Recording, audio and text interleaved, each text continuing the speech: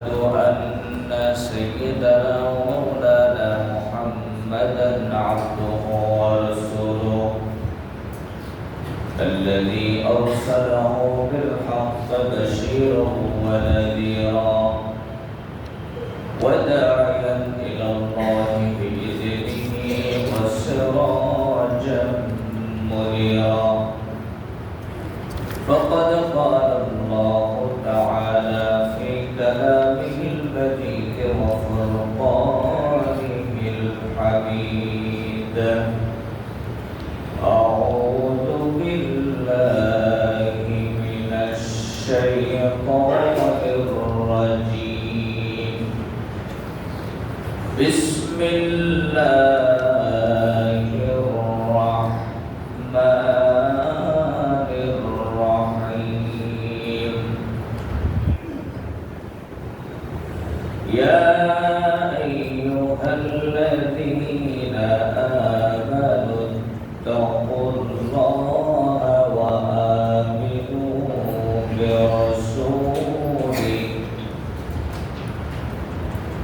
وآمنوا برسوله يؤتكم كفلين من رحمته ويجعل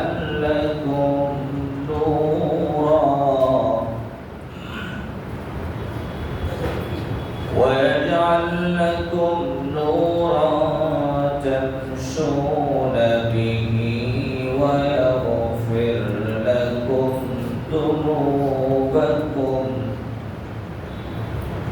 والله غفور رحيم.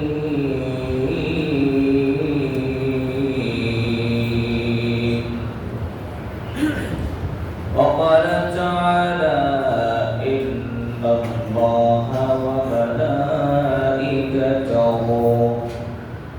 يصلون على النبي يا أيها الذين آمنوا صلوا عليه وسلموا تسليما.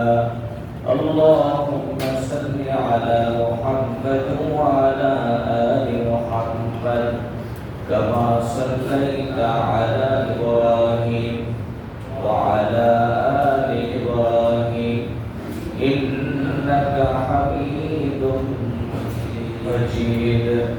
اللهم بارك على محمد وعلى آل محمد كما باركت على إبراهيم وعلى آل إبراهيم إنك حميد مجيد. بلغ العلا بكماله كشف الدجى بجماله حسنت جميع خصاله صلوا عليه وآله.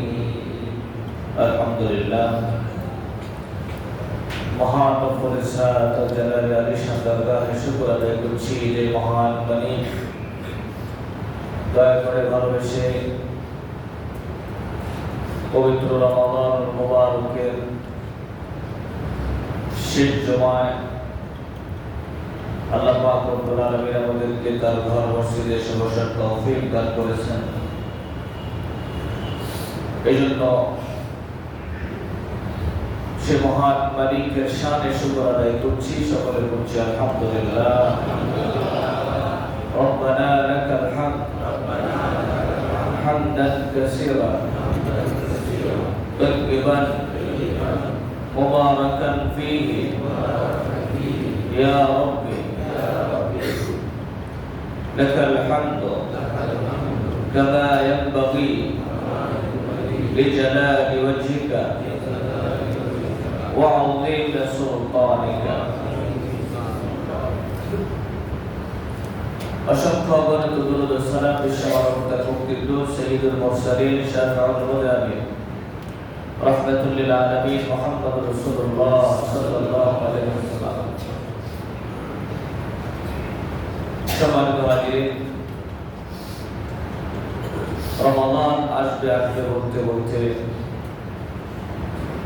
চলেও যাচ্ছে আমাদের থেকে। একজন ইমানদারের কাছে এটা বড় কষ্টের। রমাদান অত্যন্ত একটি বরকতপূর্ণ, রহমতপূর্ণ, মাগফিরাতের মাস এবং এটি একটি আরামদায়ক মাস। যখন বান্দার উপরে আল্লাহ অঝরে করুণা নাজিল হতে থাকে, অঝরে বরকত রহমত নাজিল হতে থাকে। এই সময়গুলো আরো বেশি থাকলে আরো ভালো লাগতো। একটি নির্ধারিত সময়ের মধ্যে, একটি রুটিনের মধ্যে আমাদের সময়গুলো যায়। ইমানদারের কাছে এটা ভালো লাগে। আবার এবছর যে রোজা, আমার তো মনে হয় যারা রোজা রাখে তাদের রোজায় কোনো কষ্টই হয় না, ঠিক কিনা? তেমন কোনো কষ্টই হয় না। আল্লাহ পাক কতটা সহজ করে দিয়েছেন আমাদের জন্য। তো চিন্তা করলে আসলেই কষ্ট হয় অনেক, যে আবার আগামী বছর রোজা, রমাদান পর্যন্ত আমাদের হায়াত আছে কিনা, এটা তো আল্লাহ ছাড়া কেউ জানে না। এই শেষ মুহূর্তে আমরা আমাদেরকে আরো বেশি পরিমাণে আল্লাহর ক্ষমার জন্য আমাদেরকে বেশি পরিমাণে আগ্রহী হতে হবে। আমরা কি আসলে ক্ষমা পেলাম কিনা, মুত্তাকি হতে পারলাম কিনা, এগুলো একটু বিবেচনার বিষয়। এখন যিনি মুত্তাকি হবে তার অন্তর পরিষ্কার হয়ে যাবে, তার অন্তর পরিশুদ্ধ হয়ে যাবে। আমাদের তো একটা ফরমাল রমাদান পার করি, এরপরে রমজান আসতে আসতে আসতে না আসতেই যে সময়গুলো আল্লাহ রাসূল সাহাবায়ে কেরাম দুনিয়াকে ত্যাগ করতেন, মসজিদে ঢুকে যাইতেন, আর সেই সময়গুলোতে আমাদের প্র্যাকটিস হলো খুব বেশি পরিমাণ মসজিদ থেকে আলাদা হয়ে বাজারমুখী হওয়া, মার্কেটমুখী হওয়া, ঠিক কিনা? যত রমাদানের শেষ রাত, যেটা ঈদের রাত, এই রাতটা অত্যন্ত গুরুত্বপূর্ণ আল্লাহর কাছে। হাদিসে এটা প্রমাণিত যে দুইটা ঈদের রাত আল্লাহর কাছে অনেক বেশি দামি। এই রাতে আল্লাহ পাক বান্দার গুনাহ ক্ষমা করে দেয়। অথচ কারণ কি? কারণ হলো শেষ সময় পর্যন্ত, শেষ ভালোটা সব ভালোটা, কিন্তু আমরা ভালোভাবে শেষ করতে পারি না। সাহাবায়ে কেরাম বাজার থেকে দূরে থাকতেন, আর আমরা বেশি বাজারমুখী। মার্কেটে গেলে আসলে কি নিজের কতটুকু চোখের হেফাজত হয়, অন্তরের হেফাজত হয়, কতটুকু আত্মা পরিশুদ্ধ থাকে, কতটুকু রোজা হয়, এগুলো আমাদের হিসাবের বিষয়। 27 কোরআন খতম করে এবার মা বোনরাও একদম মার্কেটে সব নফল নিয়ে আমাদের দৌড়াদৌড়ি, কিন্তু পর্দার মতন ফরজ বিধান এগুলোর দিকে আমাদের হিসাব নেই। একজন নামাজি, একজন তাহাজ্জুদ গুজার, সে তার স্ত্রীকে, সে তার সন্তান মেয়েকে বেপর্দায় বাজারে ছাড়তে পারে না, এটা কিনা বলেন? পারে না। এটা তাই ইউজের কাজ, এটা উচিত না ভাই। আপনারা পৌঁছাবেন এগুলো মানুষের কাছে, আপনাদের এটা আমানত। বেপর্দায় একজন গার্ডিয়ান সে তার অধীনস্থকে ছাড়তে পারে না, আল্লাহর কাছে এটা হিসাব দিতে হবে। আমরা এতদিন পর্যন্ত ইবাদত করে আমাদের আত্মাকে যতটুকু খোরাক দিয়েছি, আমাদের এটা যেন ছিনিয়ে না নেয়, এটা যেন হারিয়ে না যায়। শয়তান ওত পেতে বসে থাকবে। দাজ্জালের ফিতনা খুব ভয়ঙ্কর, খুব কঠিন, চতুর্মুখী ফিতনা চলছে আমাদের মধ্যে। আল্লাহ পাক আমাদেরকে হেফাজত করুন, আমিন। আজকের আপনাদের সামনে আমি কয়েকটি বিষয় কথা বলবো, তার মধ্যে একটি সাদাকাতুল ফিতর, আরেকটি হলো এর ফজিলত এবং আমরা যে মুত্তাকি হয়েছি, আল্লাহ যে আমাদেরকে সিয়াম দিয়েছেন তাকওয়ার জন্য। এই তাকওয়া হলে, তাকওয়া অর্জন করলে ফায়দা কি? তাকওয়া কাকে বলে? তাকওয়া কেমন? তাকওয়া হলো এটাই মনে রাখবেন, যেই রমজানে আপনি আমি সারাদিন কষ্ট করে রোজা রেখেছি, আল্লাহর ভয়ে আমরা কোনো অন্যায় করি নাই, আমরা যেন রমজানের পরেও বাকি সময়ও এমনি ভাবেই আল্লাহর হুকুমগুলো পালন করে যেতে পারি, ভয় করে চলতে পারি। একজন মানুষের তাকওয়া কাকে বলে, কোন লেভেলে হলে মুত্তাকি বলা যায়? হযরত ওমর রাদিয়াল্লাহু তাআলা আপনারা জানেন, আমিরুল মুমিনিন যখন জনগণের অবস্থা পর্যবেক্ষণের জন্য তিনি বের হতেন, রাতের গভীরে কাঠুরিয়ার বাড়িতে কাছে গিয়ে দেখছে যে মা বলতেছে, বিধবা মহিলা মেয়েকে বলছে যে তুমি দুধের মধ্যে পানি মিশাও, একটু পানি বেশি মিশালে দুধ বেশি হবে, ব্যবসা বেশি হবে। এটা স্বাভাবিক বিষয় আমাদের কাছে। তো মেয়েটা বলছে যে এটা তো নিষেধ করেছেন আমাদের প্রেসিডেন্ট। মা বলছে সে তো আর এখানে নাই, সে তো আর দেখবে না। মেয়েটা বলছে মা গো, সে এখানে নাই ঠিক, কিন্তু একজন তো আছেন, তিনি সামিউল বাসীর, তিনি সবচেয়ে বেশি শোনেন এবং সবচেয়ে বেশি দেখেন। তিনি কে? আল্লাহ। ওমর দেখবে না, কিন্তু আল্লাহ তো দেখছেন। এই যে একটা বিষয়, এটাকে বলা হয় তাকওয়া। সংসার চলে না, সংসার চলে না, অভাবের সংসার, এতিম মেয়ে কোন রকমের চলছে, কঠিন অভাবগ্রস্ত। ওই সময় একটু পানি মিশাইলে কয়েকটা টাকা বেশি হইতো, এটা বোঝার পরেও বলতেছে মা আমার আল্লাহ দেখতেছে। এটাকে বলা হয় তাকওয়া। আল্লাহ পাক মূলত রমাদানের সিয়াম এজন্যই দিয়েছেন। হযরত ওমর রাদিয়াল্লাহু তাআলা আনহু আহারে রানিং প্রেসিডেন্ট, অর্থমন্ত্রীর প্রেসিডেন্ট, এই তাকওয়াটাকে এত পছন্দ করেছেন। বাড়িতে গিয়ে ছেলেকে বলছে একটা মেয়ে দেখে আসছি, তোর তো বিয়ের বয়স হয়েছে, দেখে আয়। বলছে আপনি দেখছেন, আমার আর দেখা লাগবে না। তারপরে প্রস্তাবের মাধ্যমে বিবাহ হলো। একজন রানিং প্রেসিডেন্ট, অর্থবিধির প্রেসিডেন্ট বিবাহ করাচ্ছে তার ছেলেকে একটা এতিম বিধবা মেয়ে, রাখালিয়া উঠে করে ঘরের একটা মেয়ে। কি দেখে? তাকওয়া দেখে। কারণ যিনি মুত্তাকি তিনি জান্নাতি। হযরত ওমরের ছেলে আব্দুল্লাহ এবং এই মেয়ে, এই দুইজনের ঔরসে, এই মেয়ের গর্ভে আর আব্দুল্লাহর ঔরসে যে সন্তান এসেছে, সেই সন্তানের নাম হলো ওমর ইবনে আব্দুল আজিজ, যাকে ইসলামের পঞ্চম খলিফা বলা হয়। এই মুত্তাকি মায়ের পেট থেকে এই সন্তান আসার কারণে এর এত পাওয়ার যে তার শরীরের পোশাক খুলে যখন ধুইতে দিত, তার কর্মচারী ধোয়ার জন্য যখন পানির মধ্যে তাকে ভিজিয়ে রাখতো, পানি দিয়ে মিশক আম্বরের ঘ্রাণ বের হতো।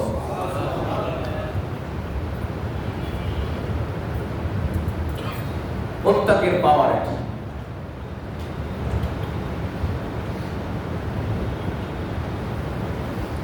মুত্তাকি যখন চিঠি লেখে, তার ওই লেখা চিঠি নীল নদের মধ্যে পড়ার সাথে সাথে সেখানে পানি চলে আসে। মুত্তাকি যখন আফ্রিকার জঙ্গলে ঢোকে, আফ্রিকার জঙ্গলের সাপ হিংস্র প্রাণীকে ঘোষণা দেয় যে নাহনু আসহাবে রাসূলুল্লাহ সাল্লাল্লাহু আলাইহি ওয়াসাল্লাম, আমরা আল্লাহর রাসূলের সাহাবী, দ্বীনের দাওয়াত দিতে আসছি। এই মুহূর্তে রাতের বেলা এই জঙ্গলে আমাদের বসবাস করতে হবে। সুতরাং জঙ্গলের সমস্ত হিংস্র প্রাণী বেরিয়ে যাও।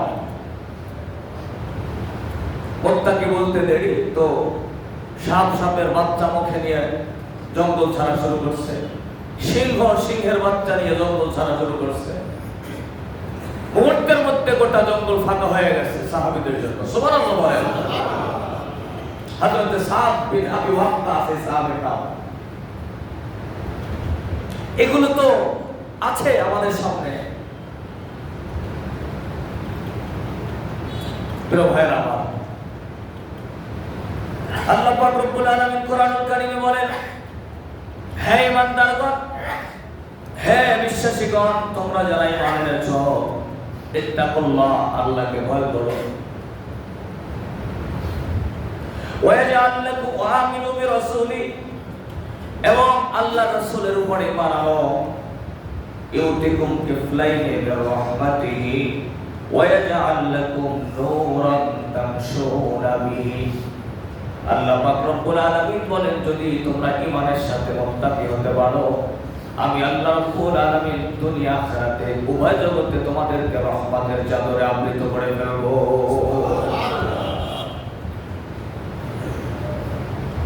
ওয়াজআল লাকুম নূরান তামশুনা বিহি। এই বান্দাগুলো কিয়ামতের কঠিন ময়দানে অন্ধকারের মধ্যে, বিকট অন্ধকারে যখন তারা হাঁটবে, আমি আল্লাহ রাব্বুল আলামিন তখন তাদের জন্য স্পেশাল একটা আলো দিব, যে আলো দিয়ে তারা খুব দ্রুত খুব স্বাভাবিকভাবে হেঁটে জান্নাতের পথে চলে যাবে। তাদের কোনো অন্ধকার ঠেকাতে পারবে না যারা মুত্তাকি হবে। কঠিন অন্ধকার হবে সেদিন, যুলমাতু ইয়াউমুল কিয়ামা, কঠিন অন্ধকার, আলোবিহীন, কেউ সেদিন সামনে আগাতে পারবে না। আল্লাহ পাক মুত্তাকিদের সেদিন নূর, একটি স্পেশাল আলো দিবেন। ওয়ায়াগফির লাকুম যুনুবাকুম, আল্লাহ পাক রব্বুল আলামিন তাদের জীবনের যত অপরাধ আছে সব অপরাধ মাফ করে দিবেন। সুবহানাল্লাহ, হিসাবই লাগবে না, সব আল্লাহ মাফ করে দিবেন। স্পেশাল ক্ষমার ঘোষণা হয়ে যাবে। দাঁড় করিয়ে আখিরাতের ময়দানে দাঁড় করিয়ে বান্দাকে কষ্ট দেওয়া হবে না। কিসের হিসাব নিকাশ? এর তো ক্ষমা, এর তো কোনো গুনাহ নাই। এটা আরশ আযীমের মালিক, আহকামুল হাকিমিন, সবচাইতে আজকের যিনি বিচারক, পাওয়ারফুল, তিনি ওপেন ঘোষণা করে দিবে ক্ষমা। তার পক্ষ থেকে যাদের জন্য ক্ষমার ঘোষণা হবে তাদের আর কোনো বিচার হবে না। সুবহানাল্লাহ বলেন। আল্লাহু গফুরুর রহিম, আর আল্লাহই হলো সবচেয়ে ক্ষমাশীল এবং তিনি দয়ালু। প্রিয় ভাইয়েরা আমার, আসেন এই জন্য আমরা মুত্তাকি হওয়ার চেষ্টা করি, এভাবে আল্লাহকে ভয় করে চলি। আমরা একটু শেষে আরেকটু কয়েকটা কথা বলবো। তার আগে সাদাকাতুল ফিতরের বিষয়ে একটি জরুরি কথা। আমরা যাকাতের বিষয়ে কথা বলেছিলাম। যাকাত এক বিষয়, সাদাকাতুল ফিতর আলাদা বিষয়। এর মধ্যে মূল পার্থক্য হলো যাকাতটা 1 বছর হাল হওয়া প্রয়োজন। 1 বছর পর্যন্ত এই সম্পদটা জমা থাকা শর্ত। কিন্তু সাদাকাতুল ফিতরের এটা 1 বছর জমা থাকা শর্ত না। কারো যদি ঈদের রাতে যদি কারো কাছে প্রয়োজনের অতিরিক্ত কোনো টাকা থাকে, তাহলেই তাকে সাদাকাতুল ফিতর আদায় করতে হবে। এবং সাদাকাতুল ফিতর ঈদের নামাজের আগে আদায় করতে হবে। ঈদের নামাজের পরে আদায় করলে এটা সাদাকাতুল ফিতরের ফজিলত হবে না। এটা আল্লাহ কেন করলেন? আল্লাহ কি না দিয়েছে আমাদেরকে, কি দয়ার সাগর তিনি, কি মালিক। তিনি বান্দাকে রোজা রাখার ফরজ করে দিয়েছেন। এই রোজার মধ্যে বান্দার অনেক ছোটখাটো অপরাধ হয়ে গেছে। চোখের গুনাহ, মুখের গুনাহ, কানের গুনাহ, এই সমস্ত অপরাধ থেকে বাঁচানোর জন্য আল্লাহ আর একটা স্পেশাল সাদাকার ব্যবস্থা করছে, যে সাদাকার মাধ্যমে এই যে যত অন্যায়গুলো আছে এগুলোকে আমি মাফ করে দেব। সুবহানাল্লাহ। ইবনে ওমর থেকে বর্ণিত, ইবনে আব্বাস রাদিয়াল্লাহু তাআলা আনহু বলেন, ফরদ রাসূলুল্লাহ সাল্লাল্লাহু আলাইহি ওয়াসাল্লাম যাকাতুল ফিতর সাদাকাতুল ফিতর। আল্লাহ নবী সাল্লাল্লাহু আলাইহি ওয়াসাল্লাম তোমাদের উপরে ফরজ করে দিয়েছেন, আয়াত ফরিদা, আয়াত ওয়াজিব, তোমাদের উপরে ওয়াজিব করে দিয়েছেন সাদাকাতুল ফিতর। قال النبي صلى الله عليه وسلم تهمة الصائم من اللغو والرفث। এই সাদাকাতুল ফিতরটা কেন ফরজ হলো? এটার পিছনে মূল কারণ হলো যে রোজার মধ্যে যে ভুল ত্রুটিগুলো আছে, ত্রুটি বিচ্যুতি হয়ে গেছে অজান্তে, আল্লাহ রাব্বুল আলামিন এই ফাহেশা, অন্যায়, খারাপ কাজ থেকে বান্দাকে পরিশুদ্ধ করে একটি কবুলিয়াত সিয়াম আল্লাহ দিতে চায়। সুবহানাল্লাহ। ওয়া তুহমাতুল লিল মাসাকিন। এবং আরেকটা বিষয় হলো যে অন্তত পক্ষে ঈদের দিনে যেন কোনো ভিক্ষুক না থাকে। এখন আপনারা বলবেন, হুজুর ভিক্ষুক তো ঈদের দিনই বেশি। আসল কথা হলো মূলত যারা আপনার এই মানে ব্যবসায়ী প্রফেশনাল ভিক্ষুক, এদেরকে আপনি কিছু দিয়েই ঘরে ঢুকে দিতে পারবেন না। কিছু ভিক্ষুকের স্বভাবই আছে, এরা প্রফেশনাল ভিক্ষুক, এরা কখনো হাত পাতা বন্ধ করবে না, এদের প্রয়োজন মিটে গেছে, এমনও আছে। কিন্তু এখন এটা দিয়ে আমার কিছু করার নাই, তাই বলে আমি দিব না, বিষয়টা এমন নয়। সায়েল যখন আপনার কাছে হাত পাতবে, যিনি চাইবে তাকে দিতে হবে। মূলত সাদাকাতুল ফিতরের টার্গেটটা ছিল যে ঈদের দিন অন্তত কোনো ভিক্ষুক না থাকে। এখন এই যে বিষয়টা খেয়াল করেন, এবার এই ঈদের দিন ভিক্ষুক থাকবে না সাদাকাতুল ফিতর দেওয়ার মাধ্যমে। অন্তত পক্ষে ঈদের দিন তারা বাড়িতে বসে একটু অন্য সবার মতো তুলনামূলক একটু যেন মিষ্টি মুখ করতে পারে, স্বাভাবিক একটু ভালো খাবার, একটু মোটামুটি ভালো পোশাক পরে তার বাচ্চা কাচ্চা নিয়েও যেন তারাও যেন একটু আনন্দ করতে পারে। এই জন্যই মূলত এই সাদাকাতুল ফিতর। আল্লাহ চায় না যে আনন্দের দিন কেউ কারোর সামনে হাত পাতুক, এই জন্য সাদাকাতুল ফিতর। এখন আমার দায়িত্ব আমি আদায় করব। ভিক্ষুক মুক্ত হচ্ছে না কেন? হচ্ছে না এজন্য আল্লাহর কোরআন দিয়ে শাসন ব্যবস্থা চলছে না, এজন্য। আমি সবসময় একটা বিষয় আপনাদেরকে বুঝাতে চাই, আপনি যত সাদাকাতুল ফিতর আদায় করেন, ভিক্ষুক পিটাইয়া ঘরে উঠাবেন আপনি। এখন ভিক্ষুক বন্ধ হবে সেদিন যেদিন ইসলামী রাষ্ট্র কায়েম হবে, ইসলামী রাষ্ট্র থেকে ঘোষণা হয়ে যাকাত এবং সাদাকাতুল ফিতরটা সঠিক আদায় হবে। রাষ্ট্র এটা নিশ্চিত করবে, স্থানীয় মেম্বার কমিশনার থেকে শুরু করে সবাই তদন্ত করে রাষ্ট্রের কাছে তালিকা দিবে, হ্যাঁ আমরা নিশ্চিত আর কোন ঘরে ঈদের দিনে হাত পাতা লাগবে এমন কোন ঘর আমার এলাকায় নেই। রাষ্ট্র ঘোষণা করে দিবে, সুতরাং আগামী দিন ঈদের দিন কেউ আর হাত পাতবে না। কথা বলেন ঠিক না? বলেন একটা ভিক্ষুক ঈদের দিন বের হবে? হ্যাঁ, এটা তো জুলুম করা হয় না, বরং রাষ্ট্র নিশ্চিত। আজকের কি হচ্ছে? আজকে ঠিকই কেউ পাচ্ছে কেউ পাচ্ছে না এমন হচ্ছে, কিন্তু সঠিক বন্টন করার দায়িত্ব ছিল রাষ্ট্রের। একজন মেম্বারের দায়িত্ব কি? একজন কমিশনারের দায়িত্ব কি? কেন তাকে ওখানে বসানো হয়? তার দায়িত্ব তার এলাকার ঘরে ঘরে ঢুকে দেখতেছে যে এই ঘরে আগামীকালের ঈদের দিনে তার ঘরে সঠিকভাবে রান্না হচ্ছে কিনা, তার বাচ্চা কাচ্চাগুলো পোশাক কিনতে পারতেছে কিনা। কথা বলেন না কেন? এটা হযরত ওমর দেখছে কি দেখে নাই? হযরত ওমর রাদিয়াল্লাহু তাআলা আনহু ঘুরে ঘুরে দেখছে একটা বাড়ির পাশে যাই, দেখতেছে রাতের গভীরে কান্না করতেছে, মহিলার আওয়াজ, কান্নার আওয়াজ, বাচ্চাদের কান্নার আওয়াজ। খোঁজ নিয়ে দেখছে এই ঘরে খাবার নাই। মা তার বাচ্চাদেরকে বোঝানোর জন্য, ফাঁকি দেওয়ার জন্য মূলত আগুন ধরাইয়া ফাঁকা চুলা রান্না করতেছে, ফাঁকা চুলা জ্বালাচ্ছে, কিছু নাই তার মধ্যে। হযরত ওমরের চোখে টপটপ করে পানি পড়তেছে। বাড়িতে যাইয়া বাইতুল মাল থেকে ওই মহিলার বাড়িতে খাবার বস্তা ভরে নিজের মাথায়, কর্মচারীকে নয়, প্রেসিডেন্ট নিজের মাথায় তুলে বাড়িতে পৌঁছাইয়া দিয়েছেন। মহিলা বলে, আহারে, আমাদের মতন প্রেসিডেন্ট তোমার মতন কেউ হইলে তো কতই না ভালো হতো।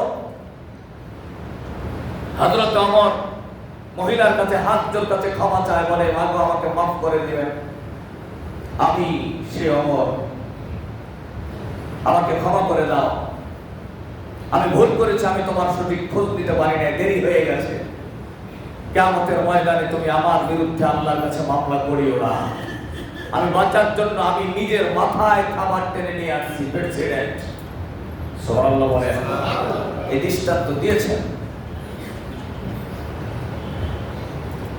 আজকের আমাদের দেশে কোন রকমের যদি একটা ওয়ার্ডের দায়িত্ব হয়, ওরে বাবা, তার ঠেলায় তো টেকাই যায় না। কথা বলেন না কেন? তার পিছনে তেল মারতে মারতে মারতে মারতে গরিবের জুতা শেষ। বরং প্রকৃত মুত্তাকি দায়িত্বশীল যদি চেয়ারে বসে, উনি এভাবে খুঁজে খুঁজে খুঁজে খুঁজে তারপরে ঘরে পৌঁছিয়ে দিয়ে হবে যাকাতের টাকা, সাদাকাতুল ফিতরের টাকা। কথা বলে ঠিক না? ঈদের দিন কোনো ঘরে গোপন কান্না হবে না। এখন আমরা আপনার কতটুকু পারি, আমাদের যতটুকু এরিয়া দেখাশোনা, তারপরে অনেকে করে। এই জন্য প্রিয় ভাইয়েরা আসেন, সবকিছুতেই ইসলামের চূড়ান্ত বিধানকে বাস্তবায়ন এবং টার্গেটকে ফিল আপ করতে হলে ইসলামী শাসন ব্যবস্থা দরকার, আল্লাহর আইনকে চূড়ান্ত পর্যায়ে পৌঁছানো দরকার। তাহলে ইসলামের বিধানের টার্গেট ফিল আপ হবে। কথা কি বুঝতেছেন? তো আসেন, আমরা যেন ঈদের দিন সবাই যেন হাসিতে খুশিতে থাকে, কারো ঘরে যেন কষ্ট না থাকে, অল্প দামের পোশাক হলেও যেন সবাই পড়তে পারে, সবার করে যেন মিনিমাম কম দামের সেমাইটাও যেন জোটে। আপনি আপনার এরিয়ায় জানাশোনা যতটুকু আপনার সাধ্য আছে ততটুকু খোঁজ নেন, কোনো ক্ষতি হবে না। যারা বাড়িতে এলাকায় যান না, ফোনের মাধ্যমে বাড়িতে দায়িত্বশীল যারা আছে তাদেরকে বলেন যে আশেপাশের লোকগুলোর খোঁজ খবর নেওয়া, প্রত্যেক ঘরে গোপনে গোপনে, যে তার বাড়িতে সঠিকভাবে ঈদের দিন আনন্দ হচ্ছে কিনা। যার যেখানে আছেন আপনি সেটা করেন, আপনি ফোনেই করেন, আপনি বিকাশের মাধ্যমে পাঠিয়ে দেন। এখন নগদ উপায় তো অভাব নাই, আপনার যাওয়া লাগছে না, করেন। আপনার আশেপাশে প্রতিবেশী খোঁজ খবর নেন। এমনটা যেন না হয় যে শুধু আপনিই আনন্দ করছেন। আল্লাহ পাক আমাদেরকে এমন করে একটু হলেও দুই চারটা মানুষের খোঁজ নিয়েও ঈদটাকে ভাগাভাগি করে করার তৌফিক দান করুন। আমিন। সাদাকাতুল ফিতর খুব আগে দেওয়া উচিত না, এটা মূলত ঈদের রাত থেকে শুরু হয়। তো এখন আমাদের দেশে খুব এত অল্প সময়ে দেওয়াটা সম্ভব হয় না। এই জন্য ইমামরা বলেছেন কেউ যদি 2-3 দিন আগে থেকে দেয় কোনো সমস্যা হবে না ইনশাআল্লাহ, আপনারা এখন থেকেই শুরু করতে পারেন। তবে ওই রমজানের প্রথম দিন এক সপ্তাহের মধ্যে সাদাকাতুল ফিতর আদায় করলে, মূলত আমাদের দেশে যে প্র্যাকটিস ইসলামী ফাউন্ডেশন থেকে প্রথম 2-4 রমজানে তারা হিসাব নিকাশ দিয়ে দেয়, এরপরে 2-4 ল্যামসাম 100 টাকা সর্বনিম্ন সাদাকাতুল ফিতর আদায় করে দিয়ে দিলাম, মানে হয়ে গেল। এটা না ভাই, এটা হলো সর্বনিম্ন সাদাকা ফিতর, সর্বনিম্ন একটা তারা ধার্য করে দেয়। আসেন আমরা একটু বোঝার চেষ্টা করি এখানে সাদাকাতুল ফিতরটা তাহলে কখন? ঈদের ঠিক আগে আগে, এটা দিয়ে যেন ঈদের দিনে একটু আনন্দ পায়। এজন্য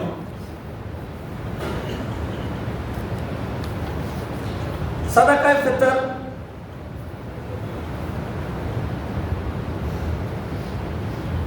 আদায় করবে কারা? সমস্ত ওলামায়ে কেরাম একমত। আহনাফ যারা, হানাফিরা বলেছেন যে নিসাব পরিমাণ মাল হতে হবে। অন্যান্য সমস্ত ওলামায়ে কেরাম বলছেন নিসাব দরকার নেই, অতিরিক্ত প্রয়োজনের অতিরিক্ত টাকা যার আছে সেই টাকা দেবে। এজন্য অনেক ওলামায়ে কেরাম বলেন যে যারা ভিক্ষুক যারা হাত পাতে তাদেরও যদি অতিরিক্ত থাকে প্রয়োজনের উপরে, তারা সাদাকাতুল ফিতর আদায় করবে। এজন্য যে তাদের টাকাটা পরিশুদ্ধ করা এবং তাদের আমল ঈমানকে পরিশুদ্ধ করার জন্য। সুবহানাল্লাহ বলেন। সাদাকাতুল ফিতর এমন একটা জিনিস যেটা যেন সবাই দেয়, একজন আরেকজনকে ভাগাভাগি করবে। এবারের সর্বনিম্ন ধরা হয়েছে হিসাব করে, ওই আটা না গমের হিসাব করে 100 না 110 টাকা। আসলে এটা রাসূলুল্লাহ হাদিসের মধ্যে বলেছেন 6টা জিনিস, তার মধ্যে পনির, খেজুর, আপনার কিশমিশ এগুলো বলেছেন 1 সা, আর গম বলেছেন অর্ধ সা। এখন এই হাদিসের প্র্যাকটিস আমরাও চলছে। আচ্ছা, আপনাদের কাছে আমি জিজ্ঞাসা করতে চাই, আল্লাহ রাসূল যেমন যাকাতের কথা বলেছেন স্বর্ণ এবং রৌপ্য, স্বর্ণ বলেছেন 7.5 ভরি, রৌপ্য বলেছেন 52.5 ভরি। এর কারণ কি? কারণ হলো দুইটার দাম সেম ছিল। দুইটার দাম কি ছিল? 7.5 ভরি স্বর্ণের দাম যা, 52.5 ভরি রৌপ্যের দামও তা।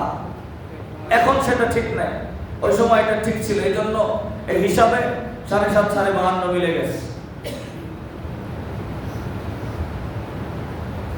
আল্লাহ রাসূল যেই সমস্ত খাবারের কথা বলেছেন সেই খাবারগুলো খুব ভালো করে খেয়াল করেন।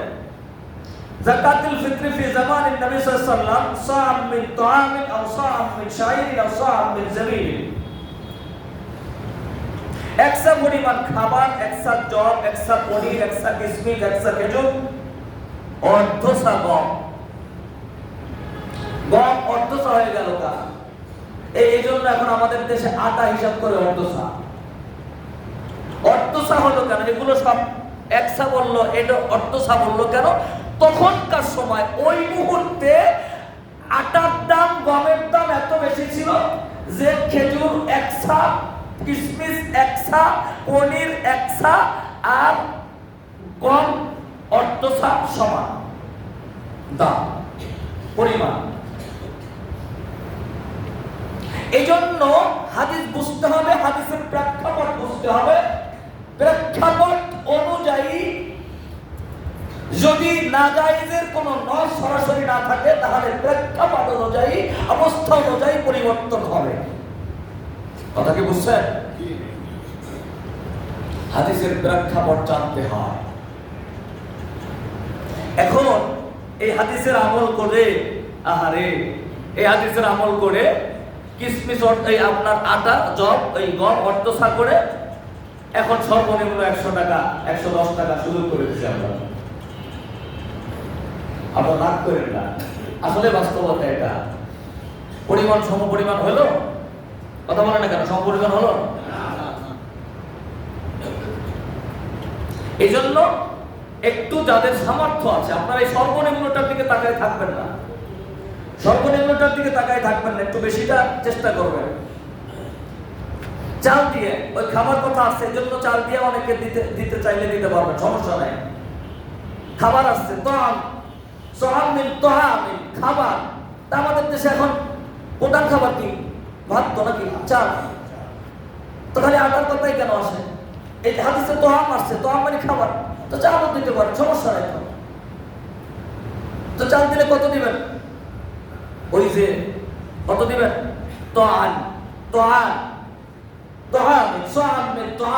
খাবার 1 সা।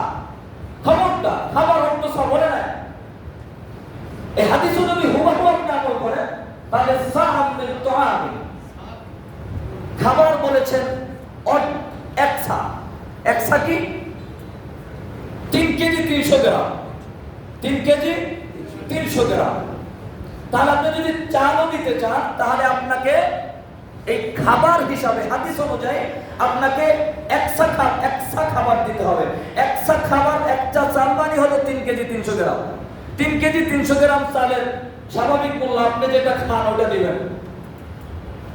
কয় টাকার খান? 80 টাকা, তাহলে 3 কেজি 300 গ্রামের দাম কত হবে? হ্যাঁ, 250 টাকা। হ্যাঁ, কত? 264 টাকা। তাহলে স্বাভাবিক এটা খাবার। এরপরে যদি খেজুর ধরেন, পনির ধরেন, জব ধরেন, আপনি যেটা দিয়ে করবেন, আপনি পণ্য দিবেন, আলহামদুলিল্লাহ, পণ্য দিয়ে আপনি আদায় করবেন, কোনটা দিবেন? দ্রব্য দিয়ে, খাবার দিয়ে আপনি আদায় করবেন, কোনটা দিবেন? কেন আপনি তাহলে এই সুযোগটা নিয়ে সবসময় ওই অর্ধসা আটা খোঁজেন? তাহলে খাবার দিলে এই খেজুরের, এই পনিরের, এই জবের, এই আমলগুলো করেন, এগুলো কেন করছেন না কেন?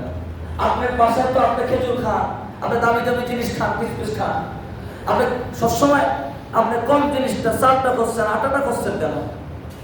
আপনি খাবার দিতে হলে রাসূলুল্লাহ তো এই অন্য অন্য খাবারের কথা বলছে, ওই খাবারগুলো দেন সরাসরি। খাবার দিয়ে যারা দিতে চান, আলহামদুলিল্লাহ, ভালো ভালো খাবার দেন, দামিটা দেন। খাবার যারা দিবেন, আলহামদুলিল্লাহ, খাবার দিবেন। তাহলে শুধুমাত্র হাদিসের আমলই করেন, আমি এটা নিয়ে ইখতিলাফ জড়াইতে চাই না। অর্ধসা কম, আর বাকি সবগুলো খাবার সহ সবগুলো একসা হবে 3 কেজি 300 গ্রাম। কথা কি বলছেন তো? এই পরিমাণ হিসাব করে আপনি এটা সরাসরি পণ্য দিবেন, আলহামদুলিল্লাহ, এটা খুব ভালো হাদিসে যেহেতু আসছে। কেউ যদি চায় যে পরিমাণ অর্থ দেব, আলহামদুলিল্লাহ, তাতেও কোনো সমস্যা নাই, কোনো হাদিস দ্বারা এটা নিষিদ্ধ না। বিভিন্ন প্রেক্ষাপটে সেটা আমল রয়েছে, এবং যার জন্য যেটা কল্যাণ, সেই কল্যাণ অনুযায়ী তাকে সেটা দেওয়া আরো বেশি উপকারী হবে। প্রিয় ভাইরা আমার, এবার আসেন সাদাকা দিলে কি লাভ? তাহলে দেখেন, খেজুরের হিসাব যদি করেন, আমার মনে হয় যারা একটু আপনার ইনকাম অনুযায়ী আপনি এটা হিসাব করবেন। আপনি খেজুরটা ধরলে 500 টাকা 600 টাকার কেজি, এইভাবে একটা খেজুর হিসাব করবেন। এইটার আপনার একসা কেমন হবে, কত পরিমাণ হবে, 3 কেজি 300 গ্রামের দাম কেমন হবে, সেটা হিসাব করবেন। কিশমিশ যদি ধরেন 500-600 টাকার কিশমিশ, এইটার 3 কেজি 300 গ্রামের দাম কত হবে? এক একটা ফেতরার দাম এটা হয়, এক একটা ফেতরার দাম এটা হয়।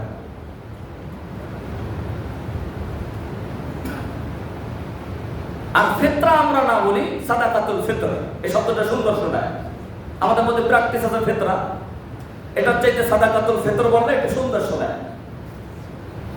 তাহলে মূলত যদি সাদাকাতুল ফিতর ওইভাবে আদায় করা হয়, তাহলে কিন্তু হিসাব নিকাশ একটু ভিন্ন রকমেরই করা দরকার। এক একটা স্বাভাবিকভাবে এক একটা সাদাকাতুল ফিতর 500 টাকা করে ধরলেও 3 কেজি 300 গ্রামের দামই তো কত হয়? 1600। হ্যাঁ, এক একটা।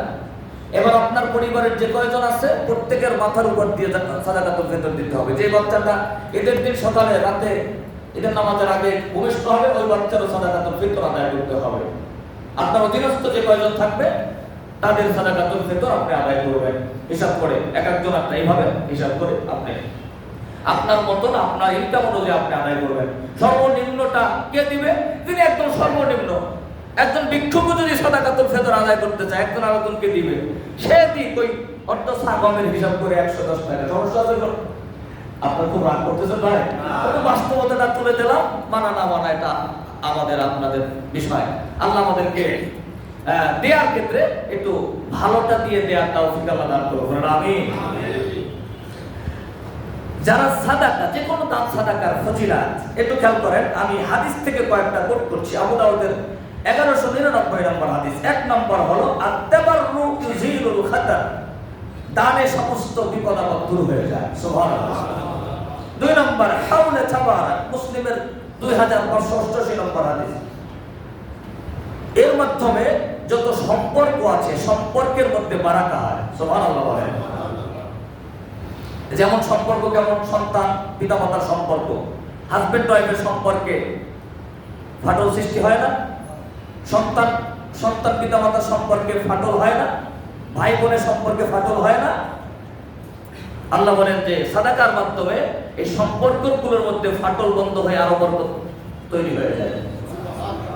3 নম্বর আল আমরাতুল মুআক্কিদাতু তাতাহসিন, সহিহ জামে 3358 নম্বর হাদিস, জটিল যত অসুস্থতা আছে আল্লাহ জটিল অসুখ দূর করে দেয়। সুবহানাল্লাহ। 4 নাম্বার জামে সহিহ জামে 3766 নম্বর হাদিস, ইউতফিউ গাদাবাল্লাহ, আল্লাহ পাকের রাগ ক্ষোভ দূর করে দেয়। সুবহানাল্লাহ।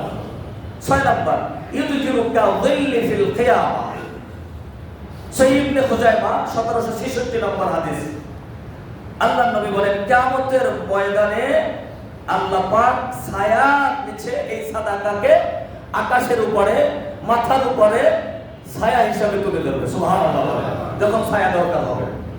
7 নাম্বার আল মালাইকাতু তুসাল্লি মিন আজলি জিয়াদাতি সারওয়া, বুখারী 1374 নম্বর হাদিস, আল্লাহর নবী বলেন ফেরেশতারা দোয়া করেন এই বান্দাবান্দির জন্য তার সম্পদ বৃদ্ধির জন্য। সুবহানাল্লাহ বলে কি করেন? ফেরেশতারা এই ব্যক্তির সম্পদ বৃদ্ধির জন্য দোয়া করতে থাকেন। 8 নাম্বার তিরমিজির 2616 নম্বর হাদিস, তুগফিরুজ যুনুব, আল্লাহ পাক বান্দার জীবনের সব গুনাহ মাফ করে দেয়। সুবহানাল্লাহ। 9 নম্বর আল জান্নাতু মুনহিত, বুখারীর 1897 নম্বর হাদিস, ওই বান্দার নসিবে জান্নাত নসিব হয়ে যায়। সুবহানাল্লাহ। আল্লাহ পাক রব্বুল আলামিন আমাদেরকে এই চমৎকার এই সাদাকা দান সাদাকার এই আমল করে এতগুলো বিষয়কে রূপে নেওয়ার তৌফিক দান করুন। আমিন। সম্মানিত ভাইয়েরা, রমাদান থেকে শিক্ষা একদম শেষ কথা আমাদের। রমাদানে আমরা যা করেছি তাকওয়া অর্জন যাদের হবে তাদের আত্মা পরিশুদ্ধ হয়ে যাবে। আল্লাহ পাক বলেন কদ আফলাহা মান যাক্কাহা ওয়া কদ খাবা মান দাসাহা, সে সফল চূড়ান্ত সফল যার আত্মা পরিশুদ্ধ হয়ে গেছে, ভালো হয়ে গেছে। আর সে চূড়ান্ত ব্যর্থ যার আত্মা পরিশুদ্ধ। আর মুত্তাকি তাকওয়ার মাধ্যমে যিনি মুত্তাকি হয় তার আত্মা পরিশুদ্ধ হয়ে যায়। তাহলে আত্মা পরিশুদ্ধ কার? কে মুত্তাকি? আত্মা পরিশুদ্ধ হয় কার? আত্মার ওষুধ কি কি? কোন ওষুধের মাধ্যমে আত্মা পরিশুদ্ধ হয়? সেই ওষুধগুলোর প্র্যাকটিস রমজানে আমরা করেছি। এই প্র্যাকটিস গুলো 11 মাস চালাইয়া গেলে আমাদের আত্মা পরিশুদ্ধ থাকবে। সুবহানাল্লাহ। রমজানের শেষ জুমার মেসেজ সর্বশেষ খেয়াল করেন, আত্মা ভালো থাকার ভালো করার ওষুধ 1 নাম্বার কোরআন তেলাওয়াতুল কোরআন। সুবহানাল্লাহ বলে এটা গোটা রমজানে আমরা করেছি, কি ঠিক করে বলেন? রমজানে এটা প্র্যাকটিস চলে। আর এবার এর মাধ্যমেই তাকওয়া অর্জন হয়, আত্মা শুদ্ধ হয়, ভালো হয়। এবার এই আত্মা পরিশুদ্ধ করা এবং রাখার জন্য তেলাওয়াতুল কোরআনটাকে স্থায়ী করে দাও। আজকের আমার মেসেজ, এটাকে রমজানে রেখে দিয়েন না, এটাকে বাকি মাসগুলো স্থায়ী করে দেন। আল্লাহ আমাদেরকে কবুল করুন। আমিন। 2 নাম্বার তাকওয়া অর্জনের মাধ্যমে মুত্তাকি হয়ে আত্মা পরিশুদ্ধ করা এবং রাখা 2 নম্বর ওষুধের নাম কম খাওয়া। এবার আমি আপনাদের কাছে জানতে চাই এই প্র্যাকটিসটা আমরা রমজানে করেছি কিনা? মূলত রমজান দিয়েছিল এই প্র্যাকটিস করার জন্যই, মূলত কথা বলে ঠিক না, কিন্তু আমরা বলতে সাহস পাই না যে কম করছি। কই সারাদিন খাই নাই ঠিক, কিন্তু ইফতারির সময় একসাথে যা খাই তো সারাদিনের তো ফেল হয়ে গেছে, ঠিক না? কিন্তু মূলত এই যে কম খাওয়াটা আসলো থেকে, এটা প্র্যাকটিস রমজানে করাইয়া মুত্তাকি বানানোর জন্য, যে সারাদিন বান্দা না খেয়ে থাকবে। আসলেই রমাদান ছিল কম খাওয়ার প্র্যাকটিস করার জন্য। আমরা ইফতারিতে বিরিয়ানি না খাইলে ইফতারি হয় না, কেউ যদি ইফতারি দেয় বিরিয়ানির প্যাকেট না দিলে ইফতারির মানই হয় না, কথা বলে ঠিক কিনা? এটা মূলত রমজানের উদ্দেশ্য ছিল না আসলে। তো ঠিক আছে, মানুষকে খাওয়াইলে ভালো খাওয়াতে হয়, আলহামদুলিল্লাহ। তবে কম খাওয়ার প্র্যাকটিসটা যেন আমাদের থাকে। রমজান মাসে অবশ্যই কম খাওয়ার প্র্যাকটিস, আর কম খাওয়ার প্র্যাকটিস সবসময় করা। কম খাওয়া মানে কি আপনি দুর্বল হয়ে যাবেন সেটা না, মানে প্রয়োজনের অতিরিক্ত খাইয়া পেট ফোলাইয়া ভরিয়া এতখানি কইরা শীত হয়ে থাকা না আমাদের, এটা ইসলাম বলে না, এটা ইসলাম বলে না। এজন্য রাসূলুল্লাহর বডি ছিল এরকমের সমান, রাসূল খাইতেন যখন 3 ভাগ করতেন, 1 ভাগ খেতেন, আরেক ভাগ পানি, আরেক ভাগ ফাঁকা ছিল। সুবহানাল্লাহ বলবেন? আপনারা জানেন তো, এগুলো বাস্তব ওয়াজ, বাস্তব কথা। আমরা এমন যেন না খাই যে খাইতে খাইতে হার্ট অ্যাটাক হয়ে যায়। আপনি বলতে পারেন, হুজুর আমার টাকা আমি খাবো, আপনার দিন। কথা বলে ঠিকই না, কিছুই না ভাই, তাতে আপনি কিছুই না। কিন্তু হাদিসের কথা, মুত্তাকি হওয়ার একটি প্র্যাকটিস যে কম খাওয়া, এটা বলতে হবে আমাদেরকে। খাওয়ার বা অতিরিক্ত খাওয়ায় শরীরের সুন্নাহ অনুযায়ী খাওয়া। আল্লাহ রাসূল যেভাবে খেয়েছেন, এই জন্য রাসূলুল্লাহর বডিকে 6 প্যাক করা হয়। আল্লাহ রাসূলের এই যে শরীর ছিল, এটা ছিল সুঠাম দেহের অধিকারী। তার বুক এবং এই পেট ছিল সমান সমান। তিনি যে ভাগ করে খেতেন, তার শরীরে এজন্য কঠিন রোগগুলো ধরা পড়তো না, কঠিন কোনো সমস্যা হতো না। আল্লাহ পাক আমাদেরকে এই অপচয়, খাবারের যে অপচয়, খাবারের অপচয় থেকে বেঁচে থাকার তৌফিক দান করুন, আমিন। 3 নাম্বার, আত্মা পরিশুদ্ধের জন্য তাহাজ্জুদ। বলেন, রমজানের তাহাজ্জুদের প্র্যাকটিস আমাদের হয়েছে কি হয় না? আলহামদুলিল্লাহ, সবারই হওয়ার কথা। সাহারিতে ওঠার কারণে এটা হয়েছে। এই মুত্তাকি হওয়া, থাকা, আত্মা পরিশুদ্ধ রাখার জন্য এই প্র্যাকটিসটা যেন আমরা ঈদের দিনও এবং এর পরেও ধরে রাখতে পারি। আল্লাহ আমাদের সবাইকে তৌফিক দান করুন, আমিন। 4 নাম্বার, আত্মা পরিশুদ্ধ করা এবং রাখা, শেষ রাতের বিনীত দোয়া। সুবহানাল্লাহ বলেন। শেষ রাতের বিনীত দোয়া। আমরা এতদিন পর্যন্ত রমজান আমাদেরকে এই প্র্যাকটিসটা করাচ্ছে, আমরা এটাও যেন ধরে রাখতে পারি। আল্লাহ আমাদেরকে তৌফিক দান করুন, আমিন। আজকের মতন এখানে সবাইকে অগ্রিম ঈদ উল ফিতরের শুভেচ্ছা, ঈদ মোবারক। সকলে ভালো থাকবেন, সবার জন্য সবাই দোয়া করবেন, দোয়া রাখবেন। আল্লাহ আমাদেরকে রমজানের শিক্ষাগুলো নিয়ে বাকি জীবন পার করার তৌফিক দান করুন, আমিন। আসসালামু আলাইকুম ওয়া রাহমাতুল্লাহি ওয়া বারাকাতুহু। যাদের সুন্নাহ বাকি কবল জমা দেয় করেন।